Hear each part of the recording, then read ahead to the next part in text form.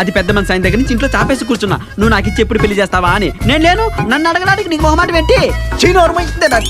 కొడతా నీ బతుకు జడా అని. మళ్ళీ దాంతో పెళ్ళి నోరెత్తావంటే నాలుగు చీరేస్తాను అద్దవని. ఎన్నిసార్లు చెప్పినా సిగ్గుంటది. అది కాదు బావున్నామా, అదిగో వచ్చారు చూడు. నువ్వేమో మా చిట్టి నేర్చుకుని రౌండ్లు తిరిగితే ఈయన మా బావ నన్ను రౌండ్లు వేస్తున్నాడు. ఆ ఫేస్ చూడు ఎలా ఉందో, అంకుశం సినిమాల విలన్ లాగా. బావా ఇప్పుడు అడుగు బావ, ఏం చెప్తారు చూద్దాం.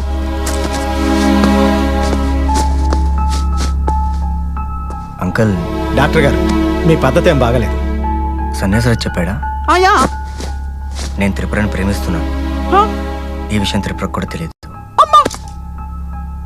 మీతో మాట్లాడి తను పెళ్లి చేసుకోవాలని అడగడానికి వచ్చాను.